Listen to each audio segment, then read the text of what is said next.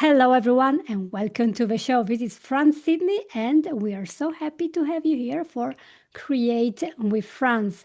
This is a show that is dedicated to you, so you can create the life that you want using tips that come from neuroscience and from people who are other experts or PhDs or survivors of condition and situations where there could be some problems there, and they want to share with you how to deal with them. Today, in particular, I want to talk about OCD, which is this compulsive desire to do things over and over, to check, to clean, to count. Whatever that is, it can really change your life and make it very, very difficult because you will be in an avoidant behavior.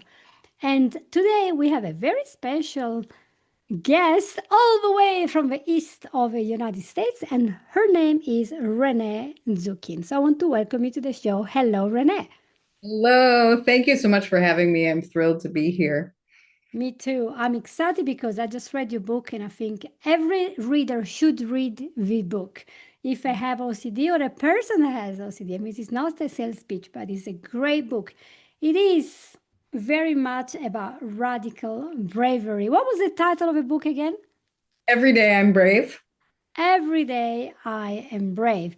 And today, in particular, we're going to focus on radical bravery. So, how to stop waiting for the fear that stops us living, go away, and to start instead taking that action that is, necessary, even if a fear is right there by your side. So, we're going to see a little bit about OCD, and we're going to see how, through CBT and most interesting modalities, Renee managed to be on top of his OCD and live a much better life. So we start with the problem. What was going on? How did you feel? How did I feel? Well, not very good. So I wasn't diagnosed with OCD until my 30s, and that was when things kind of really went haywire. So for me, the problem really started when I became kind of obsessed with this idea that my food was contaminated. So different, there were a lot of things out in the media. This had salmonella, this had so but then it just grew and grew, and so it got to a pretty severe point in which I was really afraid to eat anything at all, which obviously we know we can't continue to live if we don't eat. So I had a few safe foods and things like that. But that was really the point at which, when I was able to really get help and get diagnosed, things started to shift for me, and I understood, oh, there are so many things about obsessive compulsive disorder that I didn't know or understood. And now I saw, a lot of the fears that I had and anxiety was related to this diagnosis. So that was definitely like one of the key points. And it ebbs and flows over the years. I've also, in addition, especially post pandemic, right? We're 5 years post pandemic now. And so for people like me who have, contamination, OCD, germs in general, things like that can be very difficult. And so coming out of that took a long time, a lot of support.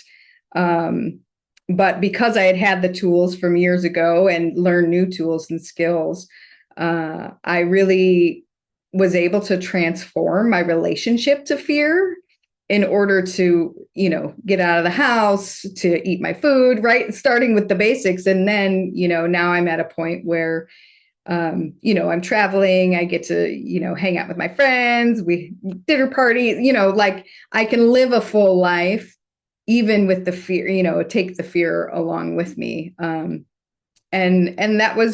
it's been a journey, and I've learned so much.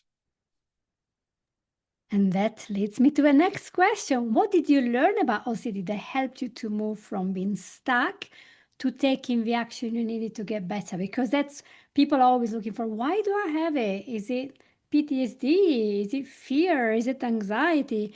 Is it genetic? And what is it? What did you learn that could be useful? Because I know your whole book talks about it. So let's summarize it in 10 minutes.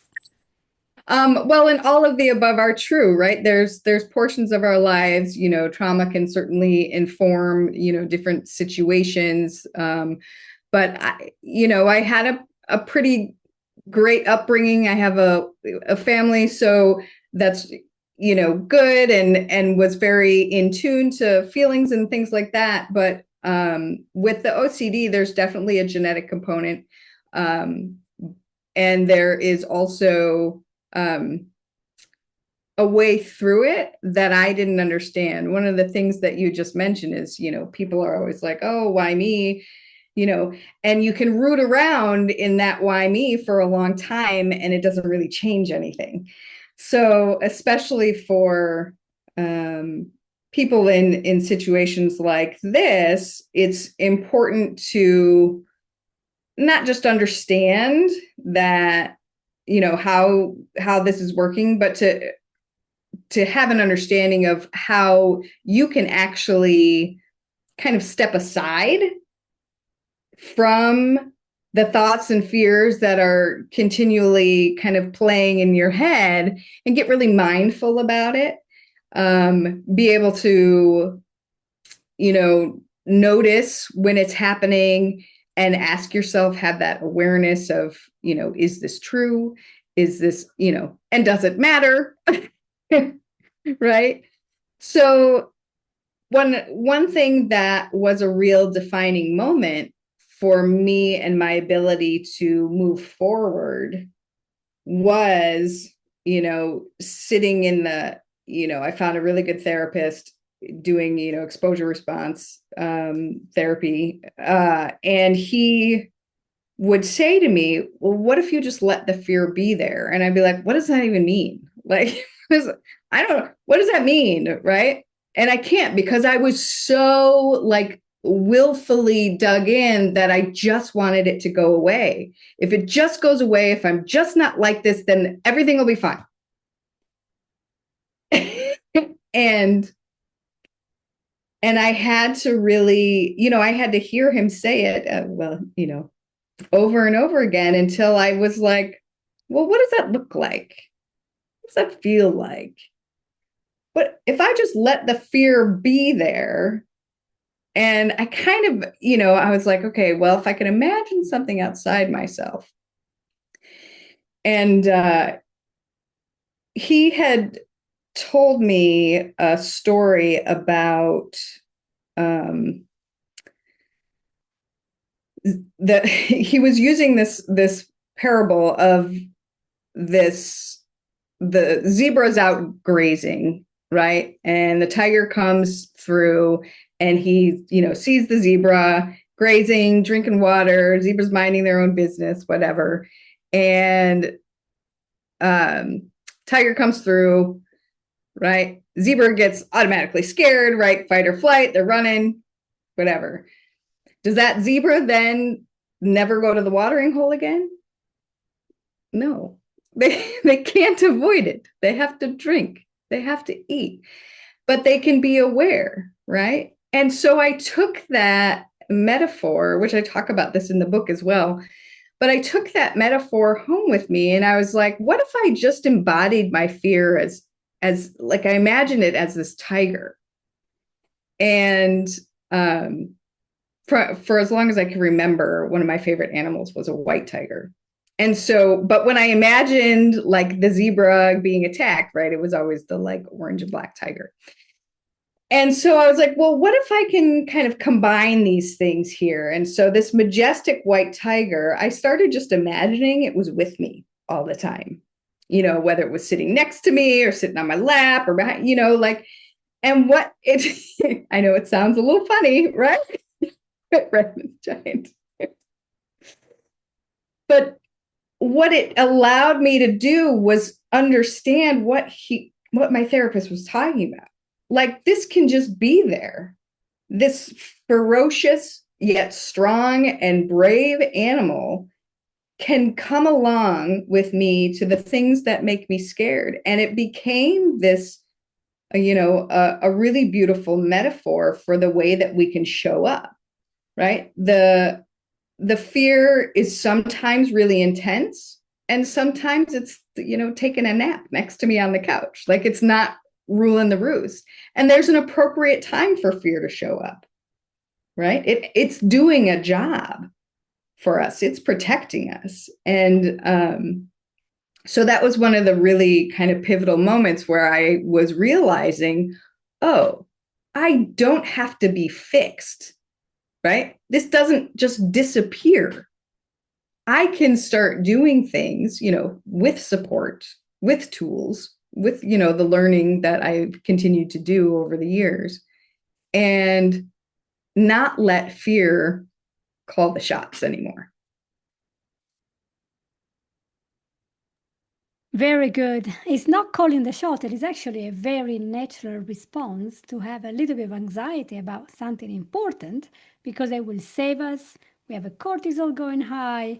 We are in fight or flight. We are ready to attack or ready to go away. That's a primordial importance for us to be safe, to be alive. So it's normal to have fear and anxiety about very healthy things, such a big snake, maybe a big tiger sitting by you, because tigers, I was just a bit laughing when you're talking about it, because when you go to a zoo, you realize how huge these animals are.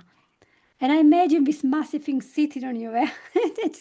it's a very good piece of imagination to think that it could be your big fear, but it can also be cute and could be like a puppy, could be like a kitten, could be anything, could be your protector. When you see a tiger that is raising a kitten, you think, wow, they're not going to eat it, they're going to protect it. So you can see, and it's really our thoughts are not a reality, they're not the truth. In NLP, we say that all the time. The map is not the reality. So if I send two people to the same city where I live now in Laramie, Wyoming, and I say, draw me a map of a city, they come back with a completely different map because one might be interested in type of shops and parks, the other one might want the nightclub, so they pinpoint, or the parks are there, the other one didn't do the parks, he doesn't care. So the map doesn't really represent the reality, it represents what the person saw.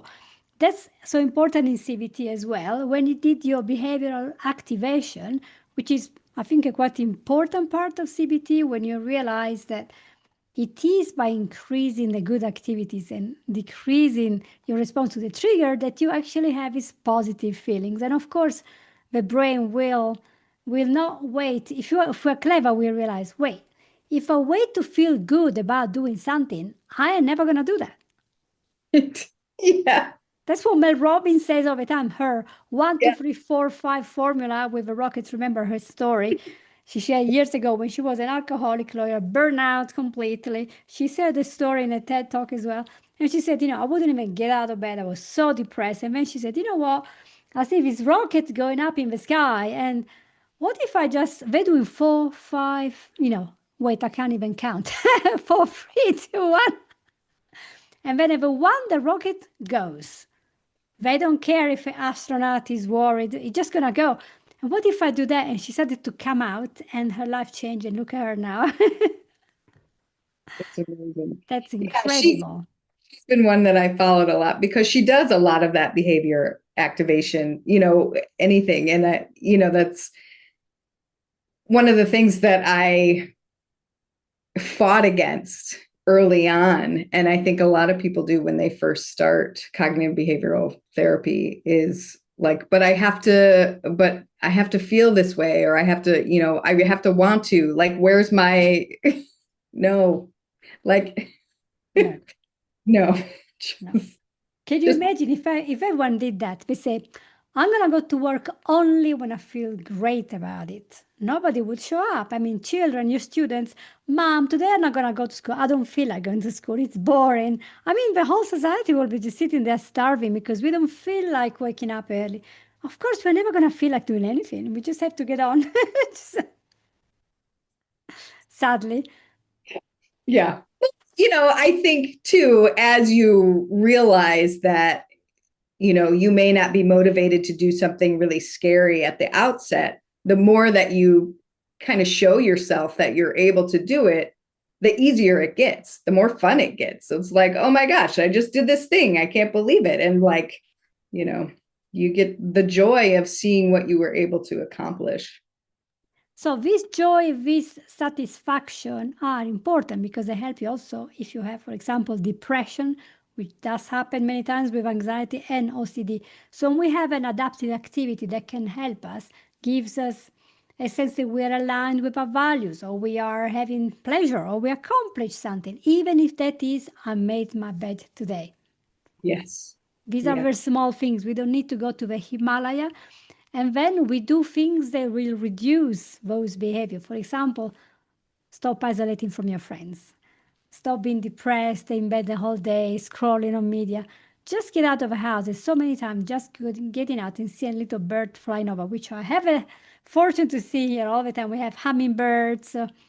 Some days are a bit, and I look outside and I think, look at them. We are so busy with these little wings going and millions times per hour. Woo! And they're so happy. And then they fight with the other hummingbird.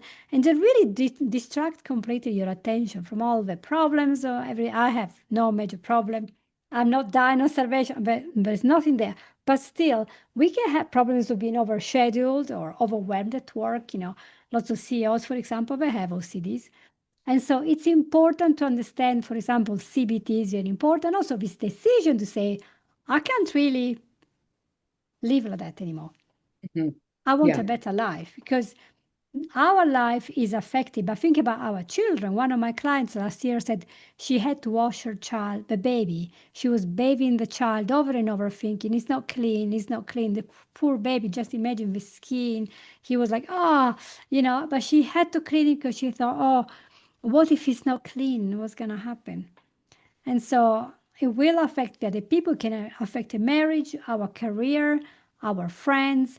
And it's important to be non judgmental, especially to ourselves, because are we not feeling guilty then? Oh, yeah. Yeah. Yeah. Yeah. Yeah. So, what else can we talk about here? Because I know that you have learned a lot of tools. What can you share that is useful that our audience can use today to start this journey into the other direction? Well, one of the things you just mentioned was that compassion and having that self compassion and that non judgment when things are difficult or when you're noticing how what's going on with you is affecting other people. Layering that with the judgment and the shame and the guilt can really, can cause, depression and cause things to be worse. And so really practicing that self compassion. So for for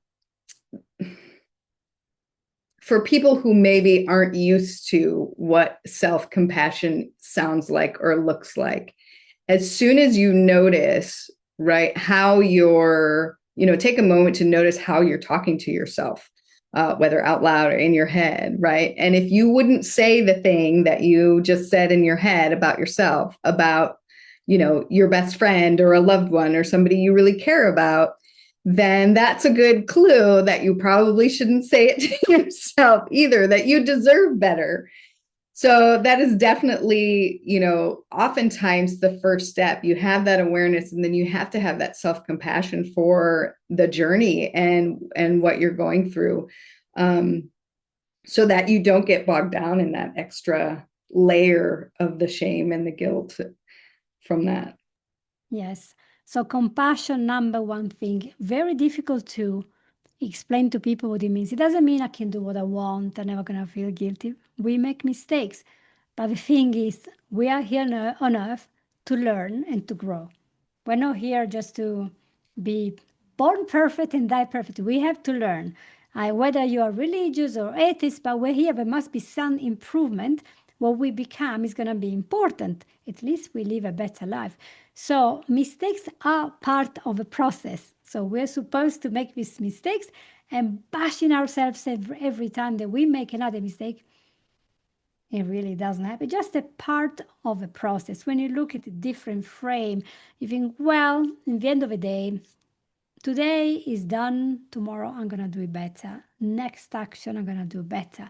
So you use a lot of exposure, but not total exposure. It was very gradual. Can you explain how this happened? Because a lot of people are terrified. oh, the therapist is going to take me to the airport straight off. How does that work?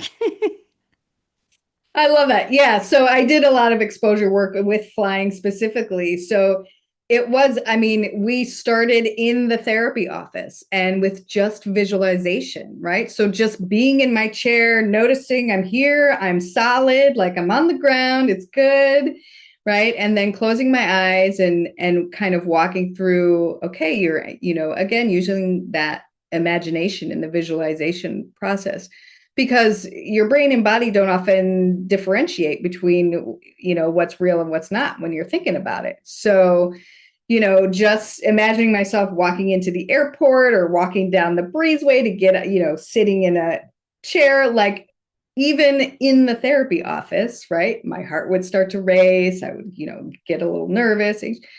And so it's exposure therapy is this slow process. Like we only took it so far. Like the first time we ever did that in the office, I got as far as, in the waiting room before even boarding the plane. And then the next time, okay, I'm sitting on the plane, but I can't take off yet. Like we can't go there. I'm just sitting. And then I did other things in real life too. I would drive to the airport and just watch the planes, and I recorded the sounds. Like I would take some video of the planes taking off, and then I would listen to the sound of takeoff, as I was home safe and sound, resting on the couch or laying in my bed. And then the body can, it relearns, just as you're saying, right? It's a different pathway. It's not, I hear the sound and immediately I panic. Now it's, okay, well, the last time I heard this sound, nothing horrible happened, right? And so it's definitely a gradual process. And then, it took about 8 or 9 months before I flew after having not flown for 20 years. Well, 20 years, figure out all the weddings you're going to miss and everything, holidays, etc. And I remember from your book some of those, and I really want to go, I really want to do. There was something I wanted to say, but it kind of flew out of my mind for a minute. So I'm going to capture it again. And that is the attaching and detaching. So we connect, we have synapses between our neural connections, and they're formed by repeating an action. That's how our brain learns. So if we associate or dissociate an emotion, they will completely change it. There's a base on NLP, association and dissociation. So when you are associating flying, for example, or eating raw chicken to something negative, and then you associate it again, and then you take the action, then your brain will give you this bias confirmation. See, now you're safe. But if you start associating that, just forget about that, just leave it there. I don't have to do anything. Just create a new association. Every time you look at a picture of an airplane, you look at how beautiful it is. Oh, look how amazing. Then you start to breathe and to relax. So you start associating feeling good, maybe with your favorite music. So you create an anchor with this object of desire that has now become a problem. And you see how this changes. And I remember doing this with one of my clients some 7 or 8 years ago, and she was terrified, absolutely terrified of snakes, because when she was Italian client, when she was a young girl, her little brother, there must have been 6 or 7, used to throw on her head a bunch of plastic toy snakes just for the sake, but he wouldn't do it when she knew. He would frighten her from the back, and she got this plastic thrown on her, and then she was like, oh, these are. So she would go and fight on flight, and eventually she couldn't go anywhere near lizards, snakes, amphibians, frogs. It was like impossible. So she stopped going to the park because every time she went with her best friend, she could hear the crackling noise of the leaves, and she would go, oh my gosh! And she would just freeze. And so I said, we were working on a totally different issue. But then on the last session, she goes, Franz, I got this problem. I thought, that's easy. We'll do this straight away. So I presented her with lots of pictures of Disney snakes, the cute ones. Cute. and we look at them just for a flash. What do you think? That's okay? Is that okay? We looked at lots of cute snakes, all the possible drawings. Then we looked at drawings, but not cartoon drawings.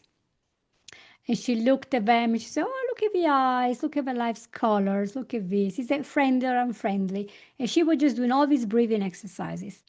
And then we went to a picture of a tiny little snake, one the little ones like worms, really.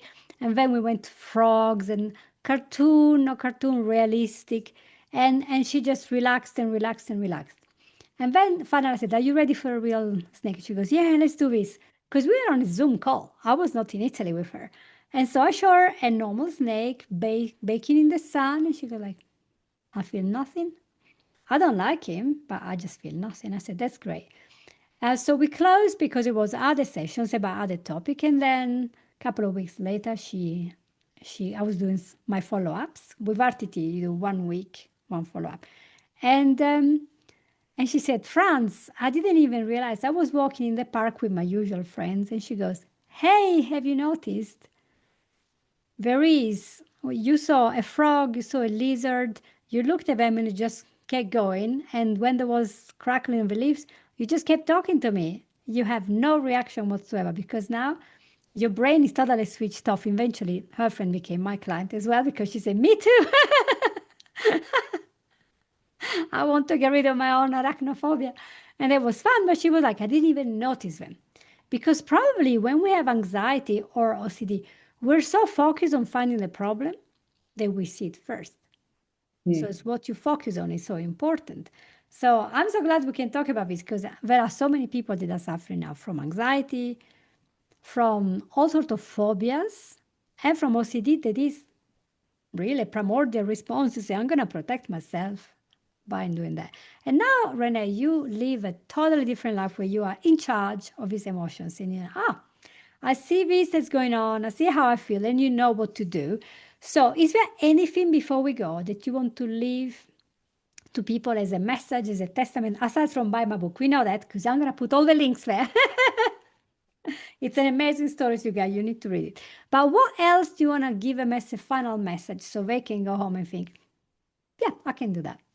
Yeah, I think it's really this message of hope and that it's possible. Like it's totally possible to have a different experience for your life and one that you feel more connected, you have more joy, you're able to do the things you want to do, move toward a dream or a goal. And it really just takes the awareness and some acceptance, that self-compassion and a willingness, right? A willingness to first believe that it's possible, a willingness to find some support, to, read the books, have the therapist, lean on a friend, and you can create a better life for yourself. You can. You can be brave every day. So that's the amazing message from Renee Zukin, all the way from a place in Iowa. Wonderful place. And she's got an amazing life. So if you want to find out, there will be links. They will tell you what to read in her blog, whatever. All her website is fantastic, full of examples of what to do, what not to do. And she also has this amazing book. Is the book out okay already and published? So August 8th, it will be officially out. You can pre-order the book here in the US now. It'll be available internationally August 8th. Super excited. Every Day I Am Brave with Renee Zukin. Thank you so much for being with us. Thank you so much. Appreciate it. Thank you everyone for listening. I hope that this episode was useful for you. And if it was, that's a good time to share it with a friend who might have the same problem. And he might want to share that as well. And maybe he might want to read the book or contact Renee and ask for something, whatever. Take action. Take action because OCD is real, affects millions of adults every year. And you can change your life. Thank you for being with us, and I'll see you all next week. Bye-bye. Hi everyone, I just finished recording with Renee Zukin from Iowa, and she's talking about her amazing book about how to overcome OCD using CBT and lots of other protocols that she has develop. So I'm sure that you are dying to know all about this. On the 27th of July, we're going to go live on my podcast and on YouTube. So let's say quickly hello to Renee. Hi, everybody. So thrilled to be here. Thank you for this time with you. And just really excited to get Every Day I'm Brave into the hands of folks who are really feeling like they know that there's a better way, there's another way through, and you really can, become the person that you truly want to be, even in spite of, regardless of fear. We can take that fear with us and ride the wave. Yes. And ride with it like a cowboy. I say, I'm going to go and, how do they say, go in front of a sunset, toward the sunset, to the universe. I can't see what's there, but I'm gonna go there anyway. I don't know the idiom because Italians they come up with these fancy English idioms that don't exist. So, but you guys, you have to really tune in. And in that week, I'm also celebrating 5 years of podcasting and 10 years of broadcasting. So woohoo! So amazing. So watch this space again, 27th of July on Create with Franz. See you all. Bye bye.